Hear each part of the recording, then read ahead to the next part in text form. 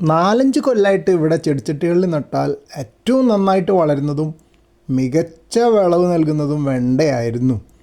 2 മീറ്ററൊക്കെ ഹൈറ്റുള്ള വെണ്ട ചെടികൾ വരെ ഇവിടെ ഉണ്ടായിട്ടുണ്ട്. പക്ഷേ ഇപ്പോൾ കണ്ടില്ലേ വെണ്ട ഇത് വളഞ്ഞു വെക്കുന്നത് മിക്കവാറും അതിൻ്റെ അടിഭാഗത്ത് കീടബാധ വന്നിട്ടുണ്ടാവും, അങ്ങനെയാണ് കേടായിട്ടുണ്ടാവും, അപ്പോഴാണ് വളഞ്ഞു പോകുന്നത്. നല്ല ക്വാളിറ്റിയുള്ള വിത്ത് വാങ്ങിച്ച് നട്ടതാണ്. ചെടിച്ചട്ടിയിൽ ഇടയ്ക്കിടയ്ക്ക് വളമൊക്കെ ചെയ്ത് കൊടുക്കുന്നുണ്ട്. പക്ഷേ ഇടക്കാലത്ത് റോഡ് പണി വന്നപ്പോൾ ഒരു പ്രശ്നം ഉണ്ടായിരുന്നു. പാറപ്പൊടി ധാരാളം വന്നിട്ട് ഇലകളൊക്കെ പാറപ്പൊടി നിറഞ്ഞ് കിടന്നിരുന്നു.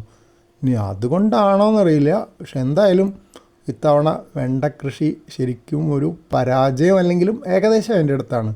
ഇപ്പോൾ ഒരു 3-4 സെൻറ്റിമീറ്റർ നീളമുള്ള വെണ്ടയ്ക്ക ഇടയ്ക്ക് ഓരോന്ന് ഈ 2 ഉണ്ടാവും, അത് മാത്രമേ ഉള്ളൂ.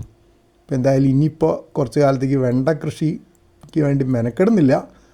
ആദ്യം കണ്ട ആ വെണ്ട വിത്ത് ആവട്ടെ എന്ന് വെച്ച് അവിടെ വെച്ചിട്ടുണ്ട്. ഇത് ഞാൻ പറിച്ചെടുത്തു, കാരണം ഇത് വലിയ കുഴപ്പമില്ലാത്തൊരു വെണ്ടയ്ക്ക ആയതുകൊണ്ട്. മറ്റത് കേടായതായതുകൊണ്ട് ഒന്നും ചെയ്യുന്നില്ല, അതവിടെ ഇരിക്കട്ടെ. ഉണങ്ങിയിട്ട് വല്ല വിത്തും കിട്ടുകയാണെങ്കിൽ അത് മാത്രം നട്ടു വെക്കുക അടുത്ത തവണ. വിത്ത് ഗുണം 10 ഗുണം എന്നൊക്കെയാണ് പറയുമെങ്കിലും ഞാൻ ഇത്തവണ നോക്കാൻ പോകുന്നത് അങ്ങനെയാണ്. കാരണം ഇത്തവണ വെണ്ട കൃഷി നന്നാവാത്തതുകൊണ്ട് തന്നെയാണ് പുതുതായിട്ട് വിത്ത് വാങ്ങാനൊരു മടി.